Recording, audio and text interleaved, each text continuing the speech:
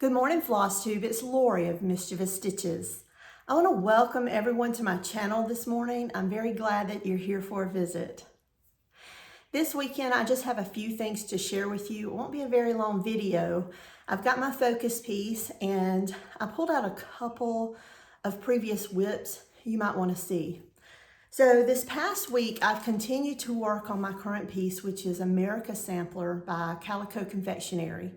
I was hoping for a finish to share with you this weekend, but I've just really not had the time that I normally do to stitch this week. So even though I would sit down with the piece, I may only get 1 or 2 letters put in. It was just not a lot of stitching at all, not for me, but the thing is, every stitch is progress. So this is America Sampler by Calico Confectionary.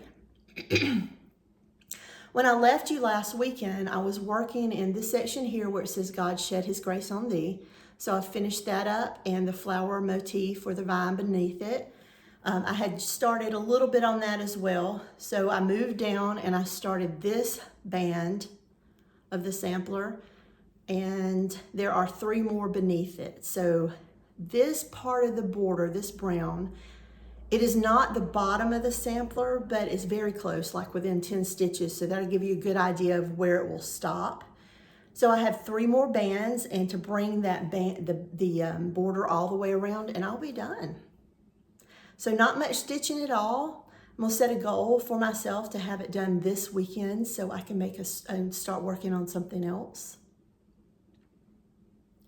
So this week, my friend Christine finished up a piece that she and I had started together last year. It's actually, my piece is the only whip that I have outstanding from last year. So I'm gonna share mine with you now. If you're friends with Christine, she's posted hers on Instagram and it's beautiful. Her fabric choice was a little different and our colors are similar but not the same. But this was the pattern that we stitched, Reflets de Soie. And it's blue, but we changed our colors to shades of red. And let me share my piece with you. So this is where I am. Got a lot to go. So you have that inner border, that inner circle, a border around that. And then there's a third border here that'll go around the edges of this loop, and then there'll be a square border around that one. So I put it down at some point last year and just didn't pick it back up. I had stopped stitching for a while. I picked my needle back up in November to stitch ornaments for my grandchildren and have been stitching like a mad woman since then. I just haven't picked this one up yet, but having Christine finish hers and knowing that we were stitching it together just give me a push that I want to get it finished up as well, because the 2 of us will be starting a new stitch along for ourselves on a Bristol sampler on the 1st of August. So I've got to modify again my plans for the next coming few weeks or months. And I had a plan to start my anniversary sampler this month, but I'm going to focus on this and get this knocked out. So would be another whip. And that means everything I started last year would be finished, and that would make me feel good too. It'd put me a little more of a crunch to get my anniversary piece done, but I can do it. So I will start both my anniversary piece after this one is finished, and I will start my Bristol sampler on the 1st of August. I can do it. It's gonna be a push, but I can do it. So I don't have a planned date to finish, of course, that Bristol sampler. So I can work that in through the rest of the year. It's not a big deal, but the anniversary sampler is something I really wanna push as well as this. And Christine, congratulations on your finish. It's absolutely beautiful. And it gave me a kick in the pants to pull this one back out. So hopefully I'll have this finished this month before we start the next one. So as I was digging through my things to pull out that one, I pulled out 3 more pieces that I've started and not finished. So 3 whips. Now this one I started like my first year Flosstube, or at least around that time. It was a stitch along and it was with Dina. Half Stitch Cross Stitch was the host. And it was for this Lavender and Lace piece. Now I left the actual pattern that has the name in the project bag, but this is the piece. Again, it's a Lavender and Lace. And this is my measly little start. So I didn't make it down to the young lady or the house or anything, but I love my fabric choice. I have no idea, excuse me. I have no idea what color fabric this is. I do remember getting this during a D-stash for a friend of mine, and I love the fabric. It's 36 count, and the colors in this piece are beautiful. And lately, I have been getting a pull to do a more, this is not considered a full coverage because I think that applies to the heads and things like that. But for me, this is a full coverage, something that is stitch to stitch from side to side with small openings like mirrors. And I have been getting a pull to stitch one of these. So I went ahead and pulled this out, gave it a good iron. I didn't iron it real good. You can still see a wrinkle or two, but gave it a good press because hopefully I'll find some time in the coming months to work on this again. It's a beautiful piece. Let me show it to you again. It's a beautiful piece. So many beautiful Lavender and Lace pieces. And then I pulled out one that I purchased years ago in the mid-late 90s. Those of you that's been stitching a while, do you remember the Spirit of Cross Stitch festivals? I used to travel to those with my local stitch shop, and I purchased this sampler there with a friend. Oh, excuse me. Let me see, I've went up, wrong piece. It's right here. Okay. And it's the Elizabeth Lillie sampler by McIntosh Samplers. And I purchased this because I absolutely loved the verse. So let me read it to you real quick. It says, a sublime thought.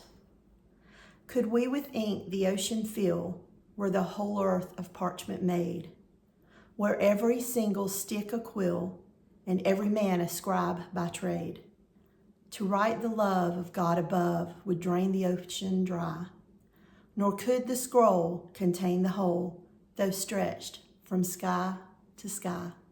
Isn't that beautiful? I think it's absolutely beautiful. Beautiful way to describe God's love. But this is my small little start. This is my big little piece of fabric. Big little.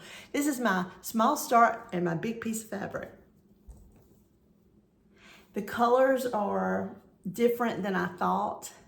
Again, like many things, the picture is a little, you can't really see the colors that well until you pull them.